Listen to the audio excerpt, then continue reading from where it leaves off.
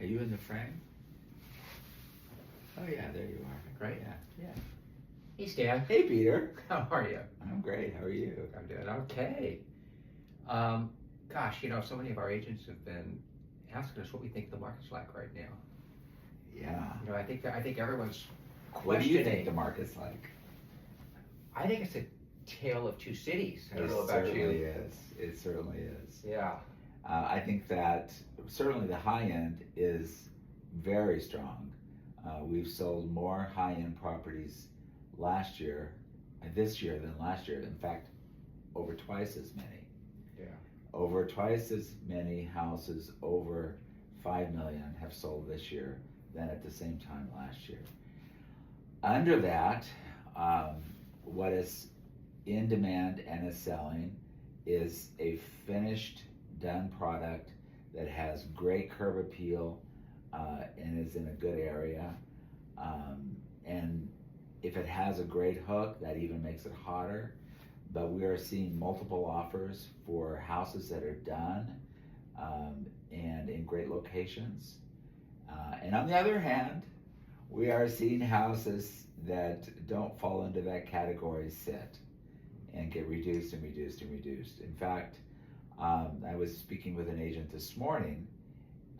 Their property came out too high at 8 million, and after a month they've reduced it to 5 million,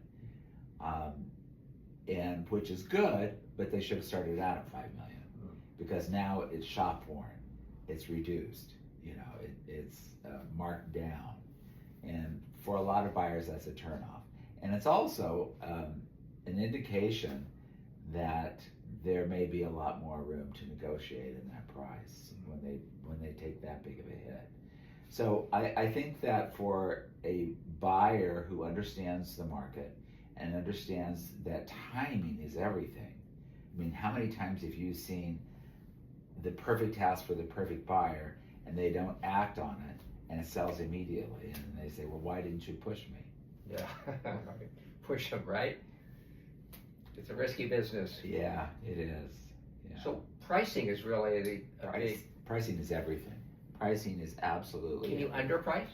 No, you can't. I've always said this. You can't fool the market. Yeah. Either way. Either way. If you put it on too high, you can't fool the market into thinking that it's worth that. If you put it on too low, then the market immediately recognizes that it's undervalued, and you get an event pricing situation where you get the multiple offers, and oftentimes it sells for more than you would have gotten had you priced it higher, don't you think? Well, I do, but what about the seller that says, I want some negotiating room? Tell them to make an offer. How many times are you seeing that work in this market? Zero. Yeah, zero. It's not working. It's not working. Buyers don't want to negotiate. They don't want to go into a property and underbid it. They want, they don't have to either. They don't have to. They can sit there and just laugh and wait. There's a lot. Yeah. There's a lot of choices on the market. Yeah. And especially in hot areas, if a buyer finds a house that meets their needs and is in their price range, the best thing they can do is step up to the plate and make their best offer. Let me ask you this. What are your best agents in Beverly Hills doing to maximize the sales price for their sellers? That's a good question. And I've thought about this a lot. I think we have several agents here who are really good at coaching their agents on how to best present their house and get top dollar. A, that's not always a fun conversation to have with your seller. And B, sometimes the execution of that is difficult because sometimes they recommend that a seller move out of the house and refurbish it and stage it for maximum return. Sometimes if a house is already pretty great, sometimes they'll just stage it. And sometimes they can bring in, if the house has really good bones and is in good condition and been well maintained, they can bring in a designer to work with what's there to make it look its best. But in every case, a house needs to be prepared to sell. That means getting rid of all the personal effects. That means putting away personalized photographs. That means putting all of the stuff away that you're going to move anyway. Get rid of it all, get ready for sale, get the front yard done, spruce up the landscaping, make it that initial reaction when a buyer first comes in that says, I want to live here. And that doesn't just happen. It's a thoughtful process. And good agents are guiding their buyers, their sellers through that process to help them get maximum dollar. Pricing, number one. Staging, number two. Is there anything else agents are doing that are really bringing attention to the property, or just? Well, of course, social media. Social I mean, media. how much great social media have you seen from the top agents? Amazing. The top agents are doing really effective and creative social media. I mean, I could name names right now, but we've got some people in the office who are masters at it. So it's moved from print Definitely. to the social world. Yeah. They create desire Yeah. by taking the social media world through that house, talking about why they love it so much, showing the special things in a way that you really can't do any other way. Mm-mm. You can't do it in print, and you can't do it with like video Or photos. Yeah, you just have to, having an agent walk through a house, talking about how special it is and why it's so special, showing the unusual things about it, and creating that desire is really the mark of a top agent, I think. Yeah, I do too. So a lot of sellers are getting good prices for their properties, aren't they? They sure are, and we're seeing some properties that are really special go over asking.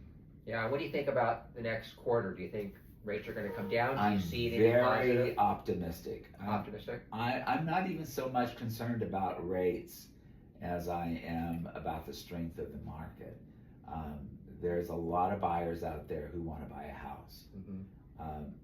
And the fact that we have so many multiple offers right now where there's buyers that lose out means that they're still out there looking. Right. So, if you have a multiple offer with 13 offers on it and only one person gets it, there's 12 other people out there looking for a house. I mean, we saw like a exodus of people from California and Los Angeles. Yeah, but they're coming back. They're coming back, aren't they? Yes. And quickly. Yes, I don't blame them. They miss the weather. I think they miss the culture. They miss the Yeah. lifestyle, don't they? Yeah. People complained about taxes when they left, but now for some reason they're happy to pay the difference. They're even paying the ultra luxury tax when they sell. Yes, That's the ULA tax. yeah. Yes, that's an interesting point, because when it first happened, high-end sales plummeted, Mm-hmm. and now it's back to normal levels. Back to normal again. Yeah.